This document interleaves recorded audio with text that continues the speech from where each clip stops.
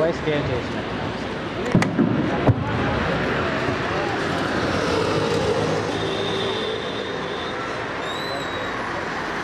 তুমি শুনতে পেলে নিশ্চয়ই যে কতটা জোরে আওয়াজ হচ্ছে এখান থেকে, অন্ততপক্ষে সেই আওয়াজ কিন্তু অনেকটাই শোনা যাচ্ছে।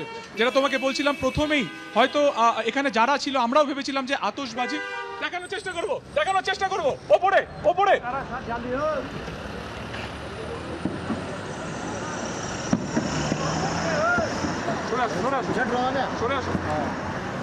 দেখতে পাচ্ছ সরাসরি ছবি।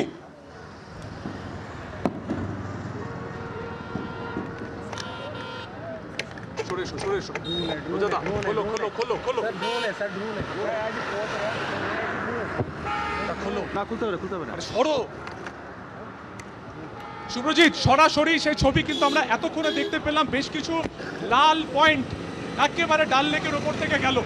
আকাশে লাল আলোকবিন্দু দেখা যাচ্ছে, মনে করা হচ্ছে সেটা আবার ড্রোনের মতন হামলা হতে পারে। তারপর সেনার তৎপরতা শুরু হচ্ছে। যারা নিশ্চিন্তে বেরিয়েছিলেন রাস্তায় তারা এবার দৌড়াদৌড়ি শুরু করেছেন। সুকান্ত, দেখো যেটা বলছিলাম যে ঠিক 8টা বাজতে 5 মিনিট আগে থেকে শব্দ শোনা যাচ্ছিল এবং স্পষ্ট এখনো আওয়াজ কিন্তু হচ্ছে। যেটা 8টা বাজতে 5 মিনিট আগে থেকে শব্দ শোনা যাচ্ছিল, পুরো ডাল গেট ফাঁকা হয়ে যায় এবং তারপর আমরা কিন্তু বুঝে উঠতে পারছিলাম যে না যে কোন ডিরেকশন থেকে হচ্ছে। এই মুহূর্তে ডাল লেকের চারদিক থেকে, অর্থাৎ উত্তর, পূর্ব, পশ্চিম, দক্ষিণ প্রত্যেকটা জায়গা থেকে কিন্তু হচ্ছে। আমরা একটু দূরে সরার চেষ্টা করবো। পুরোপুরি ব্ল্যাক আউট দেখতে পেলে, পুরো ব্ল্যাক আউট হয়ে গেছে। আমরা কিন্তু ক্যামেরা লাইট অফ করে দিলাম এই মুহূর্তে। একদম পুরো অন্ধকারে ঢেকে গেল। আমরা দেখতে পাচ্ছি। সুকান্ত, বলে যাও তুমি।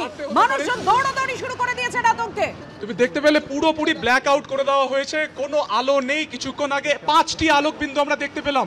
শঙ্করাচার্য যে মন্দির রয়েছে আমাদের ডান দিকে, সেখান থেকে সেই আলো কিন্তু অনেকটা বাঁ দিকে চলে গেছে এবং পুরোপুরি লাইট অফ করে দেওয়া হয়েছে এই মুহূর্তে।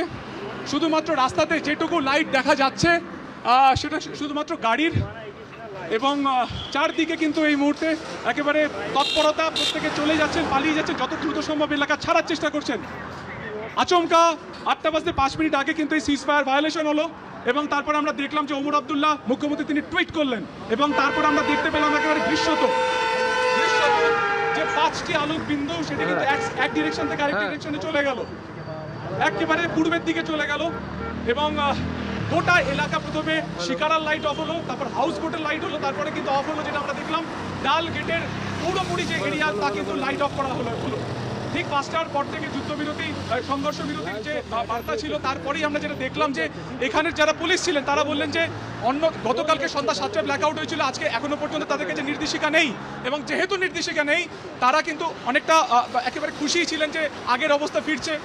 যারা শিকারার বাসিন্দারা ছিলেন তারা বলছেন যে একেবারে তাদের অর্থনীতির চাকা ফের ঘুরবে, কিন্তু পুরোটা বদল হলো 7:45 অর্থাৎ 8টা বাজতে 15 মিনিট আগে, ঠিক 5 মিনিট আগে।